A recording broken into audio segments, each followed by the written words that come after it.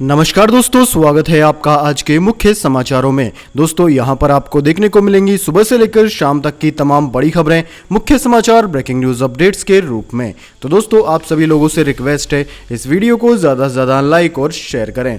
तो दोस्तों सीधे चलते हैं आज की पहली बड़ी खबर की ओर। भारत चीन तनाव के बीच 17 नवंबर को प्रधानमंत्री मोदी और शी जिनपिंग होंगे आमने सामने। जी हां दोस्तों, भारत और चीन के बीच जारी तनाव को कम करने की कोशिश जारी है। इसी बीच प्रधानमंत्री नरेंद्र मोदी और चीन के राष्ट्रपति शी जिनपिंग 17 नवंबर को ब्रिक्स की बैठक में आमने सामने हो सकते हैं। 17 नवंबर को ब्रिक्स देशों की वर्चुअल बैठक होगी। ब्रिक्स देशों में ब्राजील, रूस, भारत, चीन और दक्षिण अफ्रीका शामिल है। दोस्तों आपकी जानकारी के लिए बता दें, भारत और चीन के बीच पूर्वी लद्दाख में 5 महीने से गतिरोध बना हुआ है, जिससे दोनों के रिश्तों में महत्वपूर्ण रूप से तनाव आया है। विवाद के हल के लिए दोनों पक्षों ने कई दौरों की कूटनीतिक और सैन्य वार्ता की है। हालांकि गतिरोध को दूर करने में कोई कामयाबी अभी तक तो नहीं मिली है। इसके बाद दोस्तों अगली बड़ी खबर, रेलवे फेस्टिवल स्पेशल ट्रेनों में वसूलेगा 30% तक ज्यादा किराया, चलाई जाएंगी 100 से ज्यादा विशेष ट्रेनें। जी हां दोस्तों, भारतीय रेलवे इस महामारी संकट के बीच हर दिन यात्री सुविधाओं के लिए कुछ ना कुछ करने के लिए कोशिश कर रहा है। इसी क्रम में रेलवे ने दुर्गा पूजा, दीपावली और छठ के मौके पर मांग को पूरा करने के लिए 100 से ज्यादा फेस्टिवल स्पेशल ट्रेनें चलाने का फैसला किया है। भारतीय रेलवे के मुताबिक ये स्पेशल ट्रेनें नवरात्रि के बीच 20 अक्टूबर से दिवाली व छठ के बीच यानी कि 30 नवंबर तक चलाई जाएंगी। हालांकि रेलवे इन फेस्टिवल स्पेशल ट्रेनों में सफर करने वाले लोगों से सामान्य से ज्यादा किराया वसूलेगा। रेलवे देश के अलग अलग व्यस्त रूट्स पर फेस्टिवल स्पेशल ट्रेनें चलाने के लिए लिस्ट तैयार कर रहा है। सूत्रों से मिली जानकारी के अनुसार रेलवे की ओर से इस हफ्ते के अंत तक इन स्पेशल ट्रेनों का ऐलान भी कर दिया जाएगा। उनका कहना है कि फेस्टिवल स्पेशल ट्रेनों का किराया आम ट्रेनों के मुकाबले 30% ज्यादा होगा, यानी कि इन ट्रेनों में सफर करने के लिए मुसाफिरों को अपनी जेब ज्यादा ढीली करनी होगी। दोस्तों आपकी जानकारी के लिए बता दें, रेलवे आम दिनों में हर दिन करीब 12,000 ट्रेनें चलाता रहा है, लेकिन इस महामारी संकट के बीच मांग के मुताबिक धीरे धीरे ट्रेनें शुरू की जा रही हैं। इसके बाद दोस्तों अगली बड़ी खबर, पंजाब में राहुल गांधी का हल्ला बोल, कहा सिस्टम को बर्बाद कर रहे हैं प्रधानमंत्री नरेंद्र मोदी। जी हां दोस्तों, मानसून सत्र में संसद से पास हुए कृषि कानूनों को लेकर कांग्रेस सहित तमाम विपक्षी दल केंद्र सरकार की पुरजोर खिलाफत कर रहे हैं। कांग्रेस इन दिनों पंजाब में ट्रैक्टर यात्रा निकाल रही है, जिसमें कांग्रेस के पूर्व अध्यक्ष और सांसद राहुल गांधी भी शिरकत कर रहे हैं। दोस्तों सोमवार को पंजाब के भवानीगढ़ से सामना के लिए ट्रैक्टर यात्रा की शुरुआत हुई।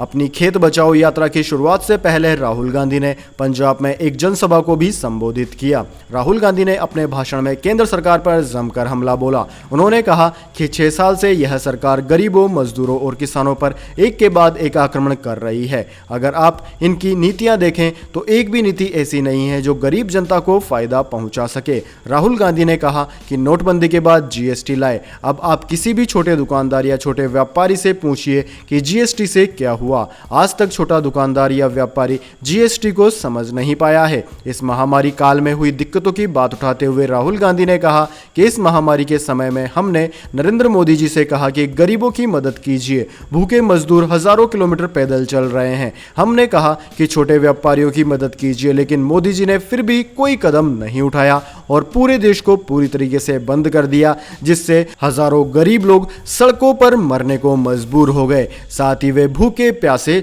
चलते रहे। इसके बाद दोस्तों अगली बड़ी खबर, बिहार चुनाव में बीजेपी ने बदली रणनीति, मौजूदा विधायकों का भी टिकट तय नहीं। जी हां दोस्तों, बिहार विधानसभा चुनाव के लिए बीजेपी के उम्मीदवारों के नाम को लेकर पार्टी अध्यक्ष जेपी नड्डा के घर मंथन हुआ।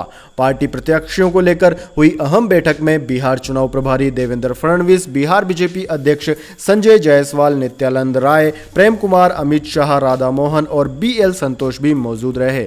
दोस्तों बीजेपी के सूत्रों के मुताबिक आरजेडी और अन्य दलों के प्रत्याशियों की पहली सूची के ऐलान के बाद बीजेपी की सूची में मौजूदा मंत्रियों या विधायकों के बेटे को टिकट दिए जाने की संभावना कम हो गई है। मौजूदा बीजेपी विधायकों में से 4 या 5 विधायकों का टिकट कटा है। वहीं लगभग 50 मौजूदा विधायकों को फिर से पार्टी ने अपना उम्मीदवार बनाया है। इसके बाद दोस्तों अगली बड़ी खबर, युवाओं के रोजगार के लिए योगी सरकार का मेगा प्लान, 4.5 लाख लोगों को मिलेगी नौकरी। जी हां दोस्तों, केंद्र सरकार के निर्देशन पर योगी सरकार ने बड़ा ऐलान किया है। योगी सरकार ने उत्तर प्रदेश में 1.5 लाख नए जन सेवा केंद्र यानी कि कॉमन सर्विस सेंटर खोलने का निर्णय लिया है। योगी सरकार के इस फैसले के बाद राज्य में प्रत्यक्ष और अप्रत्यक्ष तौर पर 3 से 4.5 लाख लोगों को रोजगार मिलेगा। एक जन सेवा केंद्र पर करीबन 3 से 4 लोग काम करते हैं। इसके साथ ही राज्य सरकार जन सेवा केंद्र के संचालकों की आय बढ़ाने के लिए प्रति ट्रांजैक्शन 4 रुपए की जगह 11 रुपए करने का फैसला कर रही है। दोस्तों, सीएससी देश के सभी राज्यों में पीपी मॉडल पर काम करती है। जन सेवा केंद्रों पर कई तरह के काम किए जाते हैं। अगर आप भी जन सेवा केंद्र खोलना चाहते हैं तो आपको कुछ जरूरी प्रक्रियाओं से गुजरने के बाद इसका लाइसेंस मिल जाएगा। इसके लिए आपको एक पैसा भी खर्च करने की जरूरत नहीं है। इसके बाद दोस्तों अगली बड़ी खबर, समाजवादी पार्टी के वरिष्ठ नेता और पूर्व एमएलसी मुलायम सिंह यादव का आज हो गया निधन। जी हां दोस्तों, समाजवादी पार्टी के वरिष्ठ नेता और पूर्व एमएलसी मुलायम सिंह यादव का निधन हो गया है। वे 92 वर्ष के थे। मुलायम सिंह यादव ने अपने आवास पर आखिरी सांस ली। उनकी मौत शनिवार रात को ही हो गई थी। दोस्तों, मुलायम सिंह यादव समाजवादी पार्टी के वरिष्ठ नेता थे और यूपी के पूर्व मुख्यमंत्री मुलायम सिंह यादव के काफी करीबी थे। वे साल 1949 में पहली बार सरपंच बने थे और जीवन भर सक्रिय राजनीति में रहे। हालांकि पिछले काफी समय से उनकी तबीयत खराब चल रही थी। इसके बाद दोस्तों अगली बड़ी खबर, पीपीएफ, सुकन्या समृद्धि समेत पोस्ट ऑफिस स्कीम्स में बचत करने का नियम बदला, मिली यह छूट। जी हां दोस्तों, डिपार्टमेंट ऑफ पोस्ट ऑफिस ने ग्रामीण क्षेत्रों के लोगों के लिए पब्लिक प्रोविडेंट फंड यानी कि पीपीएफ, सुकन्या समृद्धि योजना, एसएसवाई समेत अन्य पोस्टल सेविंग स्कीम्स में निवेश करना आसान कर दिया है। डिपार्टमेंट की तरफ से दी गई एक जानकारी के मुताबिक पोस्ट ऑफिस के ग्रामीण डाक सेवा ब्रांचों में चेक की सुविधा नहीं है। इसी को देखते हुए विड्रॉल फॉर्म SB7 के जरिए डिपॉजिट और अकाउंट खोलने की अनुमति दे दी गई है। डाक विभाग के इस फैसले के बाद अब ग्रामीण डाक सेवक ब्रांच में आगामी डिपॉजिट और नए अकाउंट खोलने के लिए विड्रॉल फॉर्म SB7 के साथ सेविंग पासबुक से ही काम हो जाएगा। इस पासबुक के साथ 5,000 रुपए तक का डिपॉजिट किया जा सकेगा। हालांकि 5,000 रुपए से ज्यादा डिपॉजिट करने के लिए डिपॉजिटर को विड्रॉल फॉर्म SB7 के साथ पोस्ट ऑफिस सेविंग पासबुक लाना जरूरी होगा, साथ ही पे इन स्लिप भी देना होगा। इसके बाद दोस्तों अगली बड़ी खबर, 2 बड़े कानूनों में संशोधन की योजना बना रही है मोदी सरकार।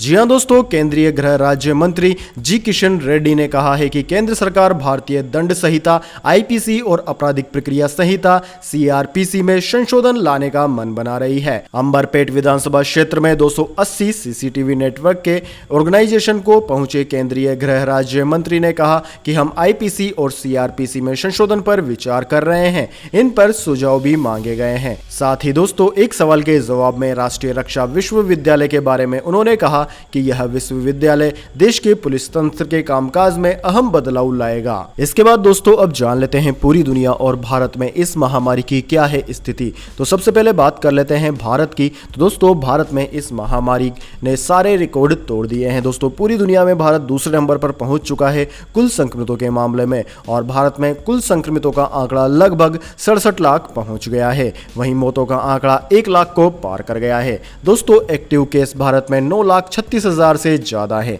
भारत में सबसे ज्यादा प्रभावित राज्य महाराष्ट्र है, जहां पर 14 लाख से कहीं ज्यादा संक्रमित है। दूसरा नंबर आंध्र प्रदेश का है। उसके बाद में कर्नाटक, तमिलनाडु, उत्तर प्रदेश, दिल्ली, वेस्ट बंगाल, ओडिशा, केरला, तेलंगाना, बिहार, असम, राजस्थान, गुजरात आदि राज्यों का नाम आता है। दोस्तों इन तमाम राज्यों में 1 लाख से कहीं ज्यादा संक्रमित हैं। अब दोस्तों इसके बाद में बात कर लेते हैं पूरी दुनिया की, लेकिन उससे पहले मेरी आपसे एक छोटी सी रिक्वेस्ट है। अगर दोस्तों आपको अभी तक हमारी न्यूज़ पसंद आई है तो इसे एक छोटा सा लाइक जरूर दे दें, और अगर आपको पसंद नहीं आई है तो बेशक आप डिसलाइक भी कर सकते हैं, लेकिन दोस्तों लाइक डिसलाइक जरूर कीजिए, क्योंकि दोस्तों यही हमारी मेहनत का फल होता है और इसी से हमें पता चलता है कि आपको हमारी वीडियो पसंद आई है या नहीं। तो दोस्तों बात करें पूरी दुनिया की, तो पूरी दुनिया में इस वक्त तक इस महामारी के संक्रमितों का आंकड़ा 3,51,00,000 को पार कर गया है, जबकि मौतों का आंकड़ा 10,40,000 के करीब है। है। दोस्तों अमेरिका पूरी दुनिया में सबसे ज़्यादा प्रभावित देश है। अमेरिका में 74,44,000 से ज़्यादा संक्रमित हैं। दूसरा नंबर भारत का है,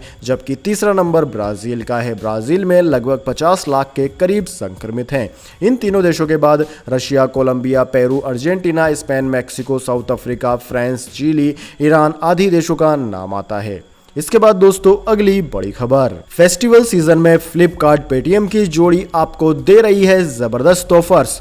जी हां दोस्तों, फ्लिपकार्ट ने कहा है कि पेटीएम के साथ उसकी साझेदारी के कारण अब लाखों यूजर्स को पेटीएम वॉलेट और पेटीएम यूपीआई के जरिए 16 अक्टूबर से शुरू होने वाली बिग मिलियन डेज सेल के दौरान फ्लिपकार्ट से खरीदारी करने में आसानी होगी। साथ ही उपयोगकर्ताओं को उनके पेटीएम वॉलेट्स में तत्काल कैशबैक भी मिलेगा। दोस्तों फ्लिपकार्ट के फिनटेक और पेमेंट्स ग्रुप के प्रमुख रंजीत बोयनोपली ने कहा कि त्योहारी सीजन में देश भर के लागू पेटीएम उपभोक्ता फ्लिपकार्ट पर अपने वॉलेट्स और यूपीआई एक्सेस कर सकेंगे। सिर्फ एक क्लिक के जरिए ग्राहक बिग मिलियन डेज के दौरान शानदार कीमत प्राप्त कर सकते हैं, क्योंकि वे इस महामारी काल में सुरक्षित रहने के लिए घर के अंदर ही रहना चाहेंगे। इसके बाद दोस्तों अगली बड़ी खबर, आईपीएल 2020 दिल्ली को लगा बड़ा झटका। आईपीएल 13 से बाहर हुए हैट्रिक मैन अमित मिश्रा। जी हां दोस्तों, आईपीएल 2020 में रॉयल चैलेंजर बेंगलुरु के खिलाफ होने वाले मुकाबले से पहले आईपीएल फ्रेंचाइजी दिल्ली कैपिटल्स को बहुत बड़ा झटका लगा है।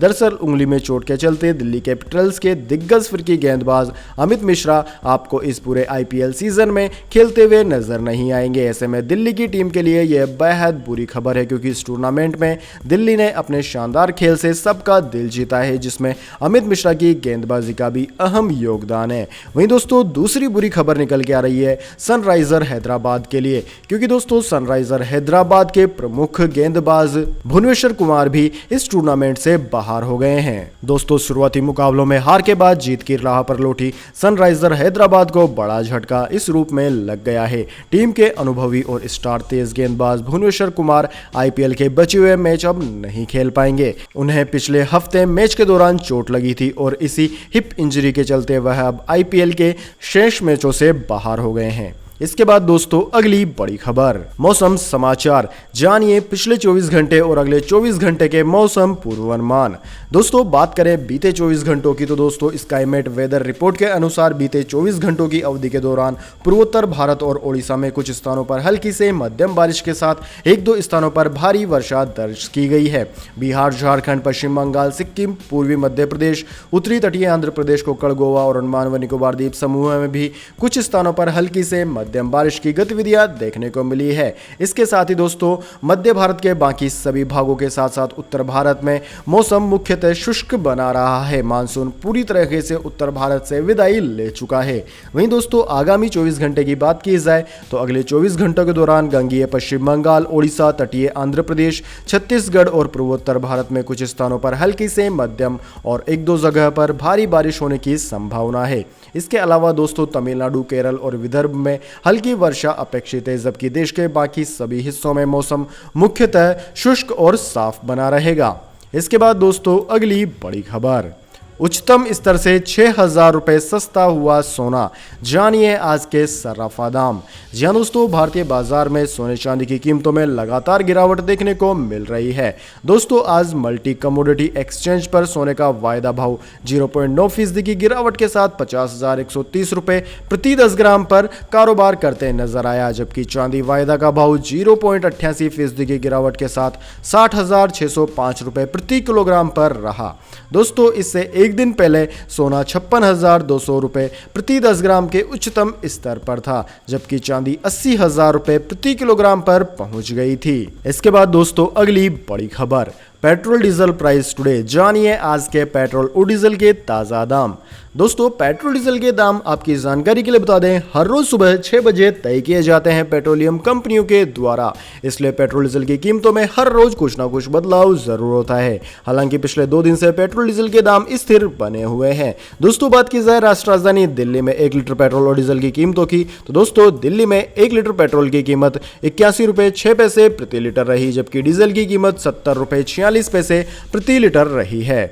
इसके बाद दोस्तों अगली बड़ी खबर, नोएडा पुलिस ने प्रियंका गांधी से मांगी माफी, बदसलूकी को लेकर दिए जांच के आदेश। जी हां दोस्तों, गौतम बुद्ध नगर पुलिस ने कांग्रेस महासचिव प्रियंका गांधी वाड्रा से माफी मांगी है। दरअसल दोस्तों, शनिवार को डीएनडी पर हुए हंगामे के दौरान एक पुलिसकर्मी ने प्रियंका गांधी का कुर्ता पकड़कर खींचा था और बदसलूकी की थी। प्रियंका उस दौरान राहुल गांधी और अन्य कांग्रेस नेताओं के साथ दिल्ली से हाथरस जा रही थी। उसके बाद सोशल मीडिया पर वह तस्वीर वायरल हो गई। नोएडा पुलिस ने कहा कि उस पुलिसमैन के खिलाफ जांच के आदेश दे दिए गए हैं। उसने डीएनडी फ्लाईओवर पर प्रियंका गांधी से बदसलूकी की थी। इसके बाद दोस्तों, अगली बड़ी खबर, स्कूलों के लिए एसओपी जारी। 2-3 हफ्तों तक बच्चों का कोई असेसमेंट नहीं होगा। स्टूडेंट्स की इमोशनल सेफ्टी पर ध्यान देना होगा। फंक्शंस, इवेंट्स टालने होंगे। जी हां दोस्तों, केंद्र सरकार ने स्कूल खोलने के लिए स्टैंडर्ड ऑपरेटिंग प्रोसीजर यानी कि एसओपी सोमवार को जारी कर दी। इसके मुताबिक 2-3 हफ्तों तक बच्चों का कोई असेसमेंट नहीं होगा। स्टूडेंट्स की मेंटल हेल्थ और इमोशनल सेफ्टी पर भी ध्यान देना होगा। कैंपस में इमरजेंसी केयर टीम बनानी होगी। पेरेंट्स की सहमति से ही बच्चों को स्कूल बुलाया जाएगा। दोस्तों, स्कूल कैंपस के सभी area, furniture, equipment, stationery, storage palace, water tank, kitchen, canteen, washroom, lab, library की लगातार साफ सफाई होगी और ऐसी जगहों को डिसइंफेक्ट किया जाएगा। स्कूल को इमरजेंसी केयर सपोर्ट टीम या response team, journal support team, commodity support team, hygiene inspection team बनानी होगी और इसके तहत जिम्मेदारियां भी बांटनी होंगी। इस बारे में नोटिस, पोस्टर, मैसेज लगाए जाएं और पेरेंट्स की भी प्रमुखता से कम्युनिकेट किया जाए। दोस्तों, इसके अलावा भी एसओपी ने कई सारे नियम पेरेंट्स और स्कूल्स के लिए बनाए हैं, जो कि आप डिस्क्रिप्शन बॉक्स में देख सकते हैं। इसके बाद दोस्तों, अगली बड़ी खबर, चीन की चेतावनी, युद्ध में काम नहीं आएगा अटल टनल, मिनटों में तबाह कर देगी चीनी सेना। जी हां दोस्तों, चीन एक तरफ लगातार अंतर्राष्ट्रीय मंचों से भारत के साथ शांति की बात कर रहा है, वहीं चीन की सरकारी मीडिया युद्ध की धमकियां देने से बाज नहीं आ रही है। इस बार चीन के सरकारी अखबार ग्लोबल टाइम्स ने चेतावनी दी है कि हिमाचल प्रदेश के रोहतांग में सामरिक दृष्टिकोण से महत्वपूर्ण अटल टनल युद्ध के वक्त भारत के किसी काम नहीं आएगा। अखबार ने चेतावनी दी कि भले ही शांतिपूर्ण समय में ये टनल भारत के काफ़ी काम आए, लेकिन युद्ध की स्थिति में ये टिक नहीं पाएगा और चीनी सेना इसे मिनटों में तबाह कर देगी। इस लेख में आगे कहा गया है कि जंग के वक्त खासकर सैन्य संघर्ष में इससे कोई फायदा नहीं होने वाला है। चाइना पीपल आर्मी के पास इस सुरंग को बेकार करने के कई तरीके हैं। भारत और चीन के लिए यही बेहतर है कि दोनों एक दूसरे के साथ शांतिपूर्ण तरीके से रहें। इसके बाद दोस्तों, अगली बड़ी खबर, दुनिया भर में फिर बढ़ रहे हैं इस महामारी के संक्रमित मरीज। रूस में 10 और यूके में 22,000 नए केस मिले। जी हां दोस्तों, रूस में रविवार को इस महामारी वायरस के संक्रमण के रिकॉर्ड 10,499 नए मामले सामने आए हैं, जिसके बाद कुल संक्रमितों की संख्या 12 लाख से अधिक हो गई है। मई के बाद पहली बार देश में 10,000 से अधिक मामले सामने आए हैं। उधर दोस्तों, ब्रिटेन में भी बीते 24 घंटों के दौरान 22,000 से ज्यादा नए मामले सामने आए हैं। रूस में अब तक 21,000 से अधिक लोग इस संक्रमित बीमारी के कारण अपनी जान गंवा चुके हैं। रूस पूरी दुनिया में कुल संक्रमितों के मामले में चौथे नंबर पर है। तो दोस्तों, यह थी आज की तमाम बड़ी खबरें। इसके बाद दोस्तों, अब बारी आती है आज के माइंड क्विज क्वेश्चन की। जी हां दोस्तों, एक आसान से सवाल का जवाब देकर आप जीत सकते हैं एक अमेजिंग सरप्राइज गिफ्ट हमारे यूट्यूब चैनल की ओर से। तो दोस्तों, आज का सवाल आपकी स्क्रीन पर आ चुका है। दोस्तों, आपको बताना है कि सर्दियों के मौसम में भारतीय किसानों द्वारा कौन कौन सी फसलें बोई जाती है। जी हां दोस्तों, अगर आप जानते हैं शीतकालीन फसलों के नाम तो जल्दी से कमेंट बॉक्स में लिख दीजिए। अगर दोस्तों आपका जवाब होता है एकदम सही और आप चुन लिए जाते हैं लकी विजेता के रूप में, तो आपको मिल सकता है एक अमेजिंग सरप्राइज गिफ्ट हमारे यूट्यूब चैनल की ओर से। तो दोस्तों, जल्दी से अपना उत्तर कमेंट बॉक्स में लिख दीजिए, वीडियो को लाइक कर लीजिए और चैनल को सब्सक्राइब करके बेल आइकन भी दबा लीजिए। धन्यवाद। वंदे मातरम। जय हिंद, जय भारत।